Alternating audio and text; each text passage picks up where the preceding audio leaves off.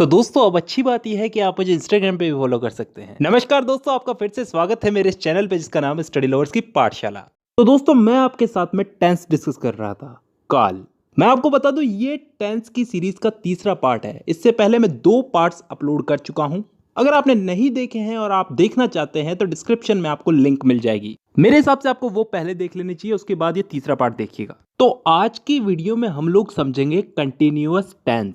Complete समझा दूंगा, एक भी चीज बाकी नहीं रहेगी, लेकिन इसके बाद आपको प्रैक्टिस की जरूरत पड़ेगी। तो ठीक है, शुरू करते हैं। सबसे पहले तो कंटिन्यूअस शब्द का मतलब समझो। काम चल रहा है, कोई भी काम चल रहा है। जैसे मैं खा रहा हूं, पी रहा हूं, नाच रहा हूं, ये सारे काम किस में हो रहे हैं? प्रेजेंट में, आज में। तो इसे किस में गिना जाएगा? प्रेजेंट कंटिन्यूअस में। ठीक है, ये हो गया एक भाग।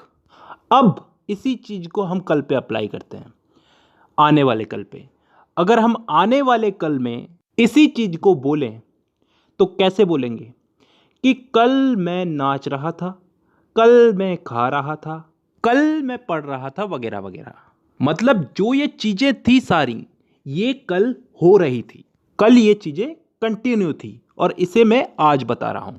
तो इसे किस में गिना जाएगा? पास्ट कंटिन्यूअस में। अब यार 2 टेंसेस में हो चुकी है, प्रेजेंट और पास्ट में, तो फ्यूचर में भी हो सकती है। कल मैं खा रहा होऊंगा, कल मैं नाच रहा होऊंगा। तो मतलब कोई भी काम कल कंटिन्यू रहेगा, तो इसे कहेंगे हम फ्यूचर कंटिन्यूअस। तो कहने का मतलब है कि तीनों कालों में काम चल रहा है, प्रेजेंट कंटिन्यूअस, पास्ट कंटिन्यूअस और फ्यूचर कंटिन्यूअस। और अगर इन तीनों को हम अपने चार्ट के हिसाब से देखें तो यही तीनों आज हमें पढ़ने हैं। तो मैं सबसे पहले प्रेजेंट कंटिन्यूअस वाले वाक्यों को लेता हूं। अगर मैं आपको इसमें कुछ इंग्लिश में सेंटेंस बनाने के लिए दूं, कुछ जैसे मान लो मैं फुटबॉल खेल रहा हूं, इसी का एक नेगेटिव दूं कि मैं फुटबॉल नहीं खेल रहा हूं, और एक प्रश्नवाचक कि क्या मैं फुटबॉल खेल रहा हूं, तो इन तीनों को इंग्लिश में ट्रांसलेट करना कोई बड़ी बात तो नहीं है। लेकिन फिर भी अगर हमें इनके रूल्स पता होंगे, रूल्स मालूम होंगे, तो इन्हें ट्रांसलेट करना इतना आसान हो जाएगा कि हम कैसे भी सेंटेंस को ट्रांसलेट कर सकते हैं। तो मेरे हिसाब से हमको पहले रूल्स समझ लेने चाहिए। बहुत ही सिंपल से रूल्स हैं, आराम से समझ में आ जाएंगे। सबसे पहला और इंपॉर्टेंट रूल कि भैया कोई भी काम चल रहा है तो ING वर्ब की फर्स्ट फॉर्म के साथ जुड़ेगा। जैसे ईटिंग, ड्रिंकिंग, डांसिंग वगैरह वगैरह, सब कामों के आगे ING आ रहा है ना, तो वर्ब के आगे, वर्ब की फर्स्ट फॉर्म के आगे ING लगाएंगे। दूसरा रूल इज, एम, आर का प्रयोग। यह बहुत ही सिंपल चीज है, बहुत सिंपल चीज। इन तीनों में ये जो एम है ना, इसका लफड़ा तो छोड़ ही दो, क्योंकि यह हमेशा आई के साथ ही जुड़ेगा। उदाहरण के लिए I am a boy, I am a teacher, तो जुड़ रहा है ना आई के साथ एम, आई एम। जहां तक बात है इस इज की, तो ये इज हमेशा सिंगुलर सब्जेक्ट यानी कि एक वचन के साथ जुड़ेगा।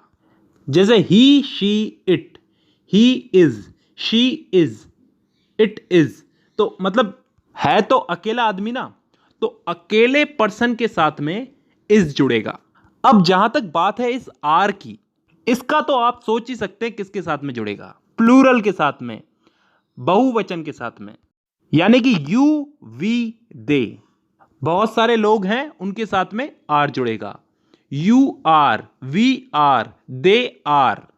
तो अब तीनों का मतलब समझ में आ गया होगा, ठीक है। लेकिन अब जब हम एग्जाम्पल उठाएंगे तो आराम से समझ में आएगी ये चीज। इसके बाद अगला नियम यह है कि नेगेटिव सेंटेंस जो होते हैं जिसमें नहीं का प्रयोग होता है, तो ये इज, एम, आर के बाद में नॉट लगा दिया जाता है। ये बहुत ही सिंपल सी चीज है, सेंटेंस बनाने के साथ साथ याद हो जाएगी।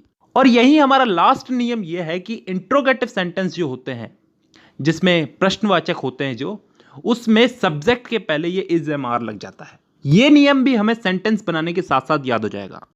तो अब रूल्स हमारे सारे कंप्लीट हो चुके हैं, अब हमें सेंटेंस बनाने चाहिए।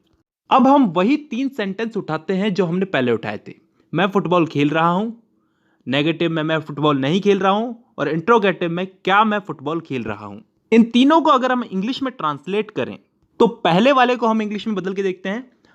मैं फुटबॉल खेल रहा हूं का आई एम प्लेइंग फुटबॉल। यहां पे हमारे जो भी रूल्स थे हमने फॉलो किए हैं। आई के साथ हमेशा एम लगेगा और प्ले जो है वर्ब है इसके साथ आईएनजी लगेगा और फुटबॉल जो है वो ऑब्जेक्ट है, उसमें कोई चेंजेस नहीं होते। ठीक है, अब नेगेटिव में इस सेंटेंस को बदल के देखते हैं। मैं फुटबॉल नहीं खेल रहा हूं, I am not playing football. यहां पे आई के साथ एम लग गया, उसके साथ नॉट लग गया। जैसा कि मैंने आपको रूल समझाया था कि ये सेंटेंस बनाने के साथ साथ समझ में आ जाएगा। I am not, play verb है, इसके साथ आईएनजी लगा है और फुटबॉल ऑब्जेक्ट। तो अब इस तीसरे वाले इंट्रोगेटिव सेंटेंस को इंग्लिश में बदल के देखते हैं। क्या मैं फुटबॉल खेल रहा हूं, एम आई प्लेइंग फुटबॉल। यहां पे एम जो है ये सब्जेक्ट के आगे आ गया, ये आई के आगे आ गया और लास्ट में जाकर के क्वेश्चन मार्क लग गया और प्ले जो कि वर्ब है इसके साथ आईएनजी लग गया और इसी के साथ साथ हमारा प्रेजेंट कंटीन्यूअस टेंस खत्म होता है। अब चलते हैं हम लोग पास्ट कंटीन्यूअस टेंस पे। अब दोस्तों इस पास्ट कंटीन्यूअस टेंस में ऐसी चीजों को बताया जाता है जो पास्ट में चल रही थी। मैंने आपको शुरू में एग्जांपल देकर के समझाया था कि मैं पढ़ रहा था, मैं खेल रहा था, तो इसके भी 3 वाक्य बन सकते हैं। मैं फुटबॉल खेल रहा था, नेगेटिव में मैं फुटबॉल नहीं खेल रहा था और इंट्रोगेटिव में क्या मैं फुटबॉल खेल रहा था। तो इन तीनों को भी इंग्लिश में बदलने के लिए हमें कुछ रूल्स, कुछ इंपॉर्टेंट रूल्स याद रखने पड़ेंगे। तो ठीक है, रूल समझते हैं। रूल नंबर फर्स्ट जो पिछला वाला था कि इसमें वर्ब के आगे, वर्ब की फर्स्ट फॉर्म के आगे आईएनजी लगेगा, जैसे पिछले वाले वाक्यों में लग रहा था डूइंग, ईटिंग, डांसिंग वगैरह वगैरह, तो इसमें भी आईएनजी लगेगा। क्लियर है? ठीक है। Rule number 2, singular subject he, she, it, I, इन सब के साथ में वाज का प्रयोग होगा। उदाहरण के लिए I was dancing, I was eating, I was drinking. वहीं प्लूरल सब्जेक्ट के साथ में यानी कि यू, वी, दे के साथ में वर का प्रयोग होगा।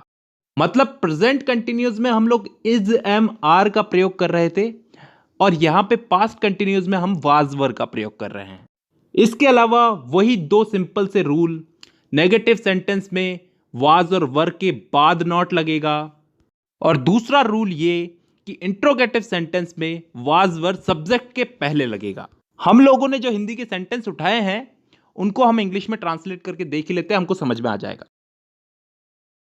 सबसे पहला जो सेंटेंस है, मैं फुटबॉल खेल रहा था, तो इसमें मैं जो है वो सिंगुलर है यानी कि एक वचन है, तो नियम के अनुसार इसके साथ में वाज लगेगा।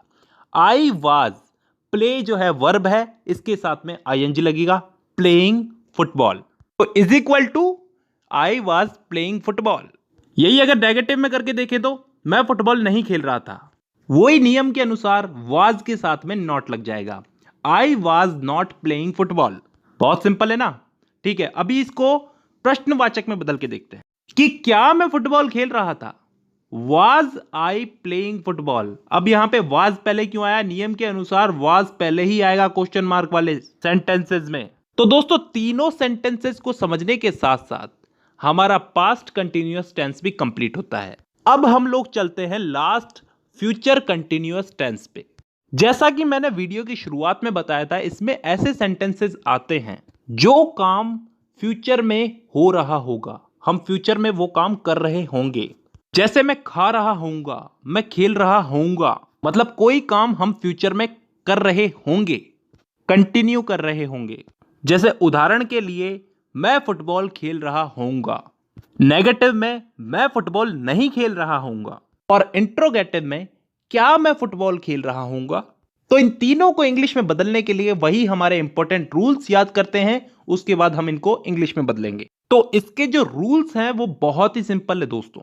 इसमें सिंगुलर हो या प्लूरल हो, सबके साथ में विल बी का प्रयोग होगा।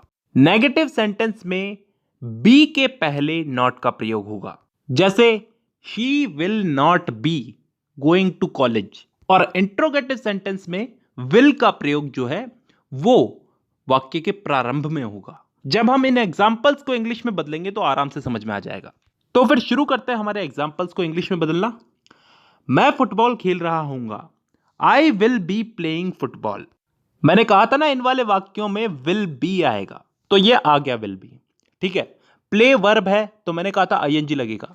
कंटिन्यू अगर पास्ट में हो, प्रेजेंट में हो, फ्यूचर में हो, आईएनजी तो लगेगा ही। अगर इसी सेंटेंस को हम अगर नेगेटिव में बदल के देखें, मैं फुटबॉल नहीं खेल रहा हूंगा, तो I will not B playing football.